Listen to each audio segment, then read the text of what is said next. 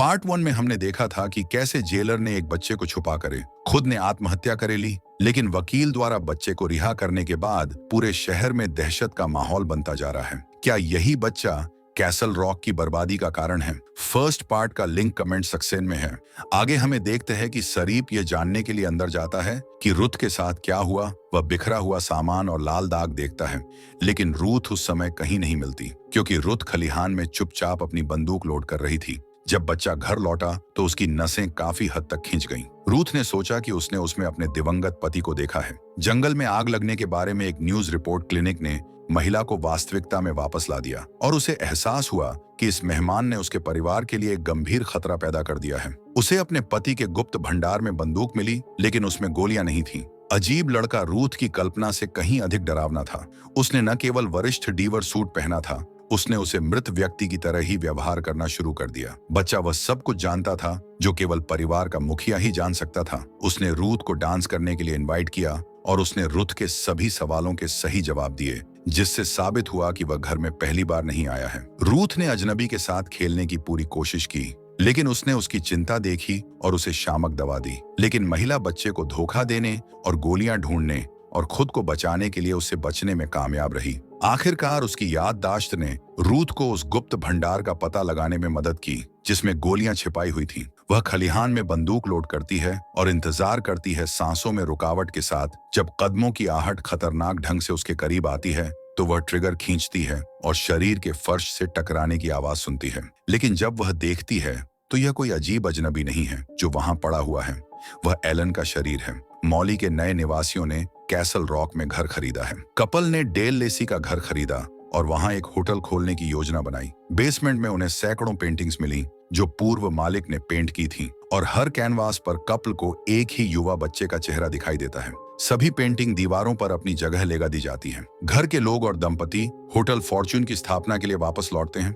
सौभाग्य से उन्हें पहले ही दिन कस्टमर मिल जाते हैं। पहले मेहमान उसी दिन होटल के लिए सफलता का वादा करते हुए आए थे, लेकिन घर के मालिक गॉर्डन ने इस कार्यक्रम को एक अजीब तरीके से मनाने का फैसला किया। उसने आने वाले मेहमानों की बेरहमी से हत्या कर दी। घर पर हेनरी को एक बार फिर बच्चा मिला। बच्चा वकील को अपने साथ बुलाता है और उसे दिखाता है कि एलन का शरीर अभी भी खलिहान में फर्श पर पड़ा हुआ है। बच्चा हेनरी से कहता है कि उसने 27 साल तक उसका इंतजार किया है और अब उन्हें जंगल में जाना चाहिए। लेकिन तभी वहां पुलिस आ जाती है तो बच्चा पीछे के दरवाजे से भाग जाता है। पुलिस को लगता है यह एक अन्य योजना है और अजीब लड़का उस रात समस्याओं से निपटने के लिए हेनरी को अकेला छोड़कर भाग जाता है। हेनरी अंततः अपने रहस्यमय कैदी के बारे में जानकारी प्राप्त करने के लिए डेल लेसी के घर में घुसने का फैसला करता है। आदमी तहखाने से प्रवेश करता है और ऊपर लिविंग रूम में जाता है जो बंद किया हुआ था। रहस्यमय लड़के का चित्रों में होना यह दृश्य हेनरी को बहुत अजीब लगता है, लेकिन एक पेंटिंग विशेष रूप से उसका ध्यान आकर्षित करती है। इसमें वकील बच्चे को उसी मुद्रा और उन्हीं कपड़ों में देखता है जिसमें हेनरी को घर के मालिक के गायब होने के दौरान फ्लायर पर चित्रित किया गया था। तभी मकान मालिक वहां आ जाता है और वह और उसकी वाइफ मिलकर हेनरी को मारने की कोशिश करते हैं, लेकिन हेनरी बाहर भागने में सफल हो जाता है, जहां जैकी टॉरेन अपने प्रसिद्ध चाचा की तरह उसके बचाव में आती है। लड़की एक कुल्हाड़ी के साथ उत्कृष्ट है। मॉली इस बात से अनजान है कि उसके दोस्तों के साथ क्या हो रहा है। मॉली घर लौटती है और वह बच्चे को घर की सीढ़ियों पर बैठा हुआ पाती है और वह उससे कहता है कि केवल वह ही उसकी मदद कर सकती है क्योंकि वह उसे अच्छी तरह से जानती है। मॉली को समझ नहीं आता कि वह किस बारे में बात कर रहा है, लेकिन वह मेहमान के पीछे ऊपर जाती है और उसकी बात सुनने के लिए सहमत हो जाती है। बच्चा लड़की के कमरे और उसके बारे में सब कुछ बताता है और बचपन के बारे में भी विस्तार से बताता है। वह यह नहीं छिपाता है कि वह यह सब कैसे जानता है। लड़का अपने दोस्त से रिवर्स्ट करता है कि वह वहां था उसकी दुनिया में जब उसका जीवन एक और वास्तविकता में समाप्त हो गया था। वह बच्चा जो हेनरी डीवर के सामने अल्जाइमर के लिए अपनी अभिनव दवा पेश कर रहा है जिसे उसने अपनी मां के इलाज के लिए बनाया था। युवक को दुर्भाग्यपूर्ण खबर मिलती है कि उसके पिता के साथ कुछ भयानक हुआ है, इसलिए हेनरी को कैसल रॉक वापस लौटना होगा। शहर और उसका घर उन लोगों से अलग नहीं है जहां वर्तमान हेनरी गोताखोर लौट आया था, लेकिन इस हेनरी के जीवन में इस दुनिया में कई अंतर हैं। मॉली भी है हेनरी की सबसे अच्छी दोस्त और इन्होंने ने एक बार में एक शाम बिताई। लड़का इस बारे में बात करता है कि कैसे उसकी माँ अब पूर्व शेरिफ एलन पैंगबोर्न के साथ रहती है, जिसे उसने कई साल पहले अपने वरिष्ठ के लिए छोड़ दिया था। रात को घर में बिजली चली जाती है और हेनरी को नीचे फ्यूज देखने नीचे जाना पड़ता है। ब्रेकर को ढूंढने के लिए बेसमेंट में गया, लेकिन बिजली के पैनल के साथ उसे कुछ और भी मिला। एक पिंजरा जिसमें बंद एक बच्चा था। लापता हेनरी गोताखोर। पुलिस और सामाजिक सेवाएं घटनास्थल पर पहुंची। लड़के की जांच की गई, लेकिन उसने नाम के अलावा कुछ नहीं बताया। इस बीच हेनरी को अपने पिता के टेप स्पष्टीकरण के साथ मिले। उसके पिता ने बताया कि कैसे एक किशोर लड़का उसके दरवाजे पर आया और दावा किया कि वह आदमी उसका दत्तक पिता था और उसका नाम हेनरी डीवर था। आदमी ने फैसला किया कि शैतान ने बेटे को वापस करने की उसकी प्रार्थना के जवाब में लड़के को भेजा था, जिसे रूथ ने छीन लिया था। और बुराई से बचाने के लिए डीवर सीनियर ने किशोर को एक पिंजरे में बंद कर दिया और कई वर्षों तक उसे वहीं रखा, जब तक कि वह मर नहीं गया। हेनरी मॉली के लिए टेप बजाता है, लेकिन लड़की को यकीन है कि यह सब बूढ़े आदमी की बीमारी का परिणाम है। फिर वह दोनों लड़के से मिलने का फैसला करते और घटनाओं के बारे में उसके संस्करण को जानने की कोशिश करें। लेकिन पुलिस स्टेशन में आग लग जाती है और किशोर को दूसरी स्टेशन ले जाया जाता है। मॉली और हेनरी लड़के से मिलते हैं, लेकिन वह अजीब व्यवहार करना जारी रखता है। वह जोर देकर कहता है कि उसका नाम हेनरी डीवर है और उन्हें तत्काल जंगल में जाने की आवश्यकता है, क्योंकि बहुत कम समय बचा है। पुलिस लड़के को मॉली के पास छोड़ने के लिए सहमत हो जाती है, लेकिन वे अधिकारी जलस्की को उन्हें ले जाने के लिए नियुक्त करते हैं। हालांकि मॉली ट्रेन के सामने से भागते हुए काफिले से भागने में सफल हो जाती है। लड़के को जंगल और उसकी शक्ल के बारे में सच्चाई को उजागर करना था, लेकिन किशोर बिना कोई स्पष्टीकरण दिए जंगल की ओर भागता है। हेनरी और मॉली उसका पीछा करते हैं, लेकिन लड़का अचानक रुक जाता है, जैसे कि वह दो दुनियाओं के बीच फंस गया हो। मॉली उसके विचारों को पढ़ने और देखने में सफल हो जाती है कि युवा हेनरी क्या कर रहा है और क्या देख रहा है। लेकिन जब वह घटनाओं को देख रही होती है तो अधिकारी जलस्की उनके पीछे दिखाई देता है।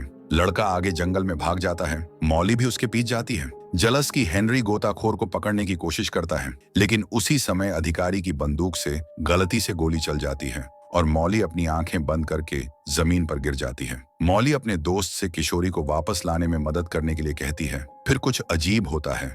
हेनरी अलग अलग युगों के लोगों को देखता है जिन्होंने इस जंगल में अपना जीवन समाप्त कर लिया है। अचानक सब कुछ गायब हो जाता है और वह खुद को उसी स्थान पर अकेला पाता है। लेकिन अब बर्फीली सर्दियों के बीच वह भागता है बेहतर दृश्य पाने के लिए चट्टान और शेरिफ एलन पैंगबोर्न को लड़के को ढूंढते हुए और उसे हेनरी कहकर बुलाते हुए देखते हैं। बच्चा अपनी कहानी खत्म करता है।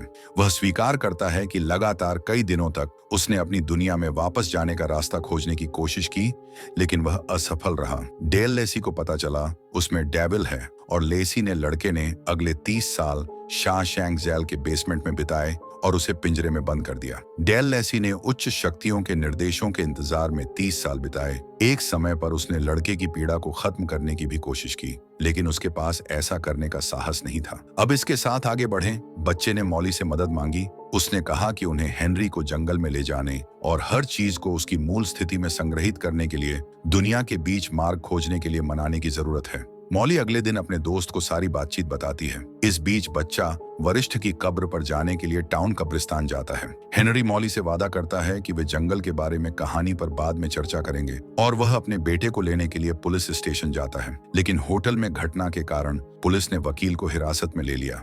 टेरेसा पोर्टर नामक वार्डन मॉली के स्टूडियो में आती है। वह लड़की को एक मूर्ति देती है जो उसके घर में दिखाई देती है, जो रहस्यमय कैदी टेरेसा के लिए चेतावनी के रूप में काम करती है। कुछ गलत नहीं है, लेकिन जैसे ही वह दरवाजे से हटती है, मॉली के दखने में एक जेल बस ने वार्डन को टक्कर मार दी। पुलिस बच्चे को ढूंढती है और उसे स्टेशन भी ले जाती है, लेकिन लड़के की वहां ज्यादा देर रुकने की योजना नहीं है। पहले वह स्थिति में हेरफेर करता है ताकि वह और हेनरी एक ही सेल में बंद हो जाएं, और बाद में वह कैदियों को दंगा करने और सभी को खत्म करने के लिए उकसाता है। गार्ड 2 आदमी खाली विभाग से होकर गुजरते हैं जहां कोई भी स्टाफ सदस्य नहीं है। बच्चा जिंदा रहता है। बच्चा हेनरी को अपने साथ जंगल में आने के लिए कहता है, लेकिन जब वे किसी समझौते पर नहीं पहुंच पाते तो वह बंदूक उठाता है और वकील को बच्चे की बात मानने के लिए मजबूर करता है। बंदी एक परिचित स्थान पर पहुंचे और हेनरी को वह दिन याद आता है जब उसने अपने पिता को चट्टान से धक्का दे दिया था। उसने खुद को और अपनी मां को पागल तानाशाह से बचाने के उद्देश्य से ऐसा किया था, जबकि बच्चे का ध्यान कुछ सेकंड के लिए हेनरी के हमलों से विचलित हो जाता है और उनसे मिलने के बाद पहली बार वह उससे बंदूक लेता है। लड़के का प्यारा चेहरा एक भयानक चेहरे पर विकृत हो जाता है और हेनरी को पता चलता है कि डेल लेसी सही थे। असली शैतान उसके सामने खड़ा है। 1 साल बाद हेनरी डावर अपने सामान्य जीवन में लौट आता है, लेकिन अब वह कैदियों का बचाव नहीं करता है, बल्कि वह भूमि के मुद्दों से संबंधित केस को निपटता है। वह कैसल रॉक में रहता है और अपने माता पिता के घर में रहता है। अपनी माँ और एलन की कब्रों और एक अन्य गुप्त स्थान पर जाता है। हेनरी हर शाम परित्यक्त शॉशैंक जेल में घुस जाता है और कुएं में उतरता है और अपने कैदी को खाना खिलाता है, जबकि उसके पूर्ववर्ती वकील वहां नहीं रहता है।